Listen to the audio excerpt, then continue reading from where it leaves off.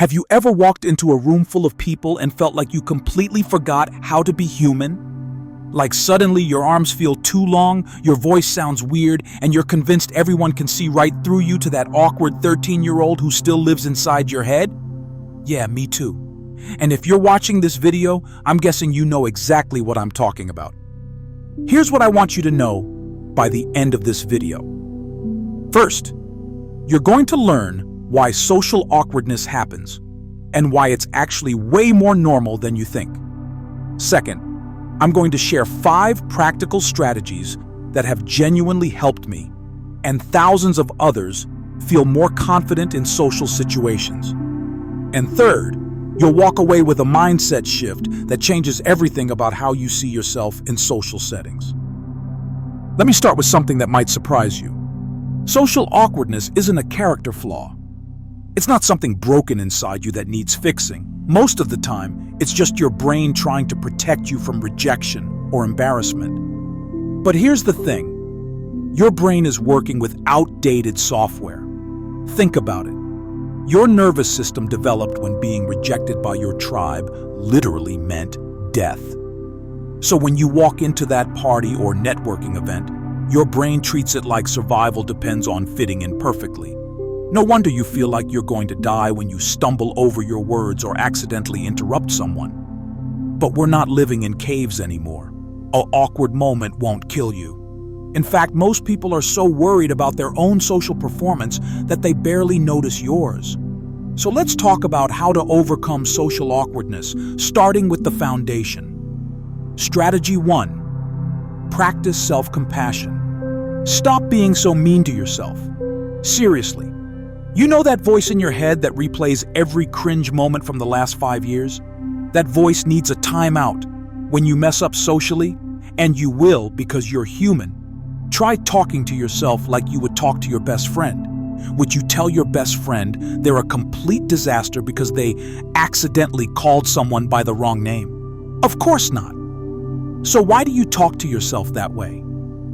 I started catching myself in these negative thought spirals and literally saying stop out loud. Then I'd reframe it. Instead of I'm so awkward, I'd think that was an awkward moment, but it doesn't define me. Strategy 2. Focus outward, not inward.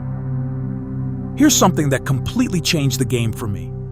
Most social anxiety comes from being hyper-focused on ourselves. We're monitoring how we sound, how we look, what people might be thinking about us. But what if you flip that script? Next time you're in a social situation, make it your mission to learn something interesting about someone else. Ask questions.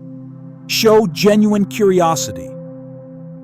When you're focused on understanding others, you can't simultaneously worry about how you're coming across. Plus, people love talking about themselves. Make someone feel heard and interesting, and they'll remember you as the most charismatic person in the room, even if you barely talked about yourself. Strategy 3. Embrace the awkward moments. This one sounds counterintuitive, but hear me out. Instead of trying to avoid awkwardness at all costs, what if you just acknowledged it? I remember being at a work event and completely blanking on a colleague's name mid-conversation. Old me would have panic spiraled and probably avoided eye contact for the rest of the night. But instead, I just laughed and said, I'm having a complete brain freeze on your name right now, and I'm mortified. You know what happened? She laughed, reminded me of her name, and we ended up having the best conversation of the evening. Acknowledging awkwardness actually makes it less awkward. It shows you're human and relatable. Strategy 4. Prepare some go-to conversation starters. I used to think having prepared topics was somehow cheating or inauthentic. But you know what? Even the most socially smooth people have mental frameworks they rely on. I keep a mental list of 3 things I can always talk about.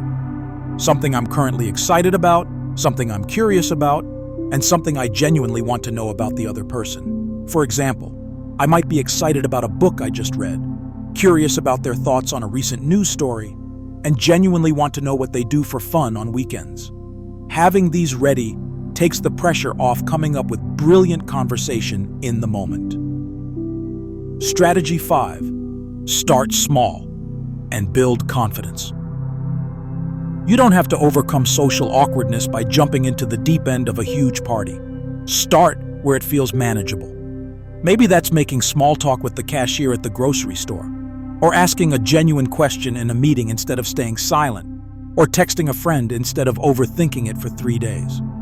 Every small social success builds evidence that you can handle these situations.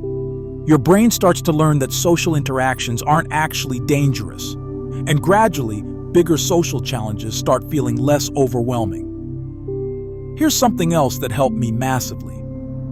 I realized that most people aren't judging me nearly as harshly as I'm judging myself. In fact, when someone is a little awkward or nervous, it often makes them more likable, not less.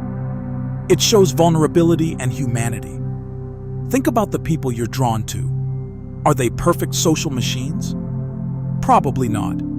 They're probably the ones who laugh at themselves when they trip over their words, or admit when they don't know something.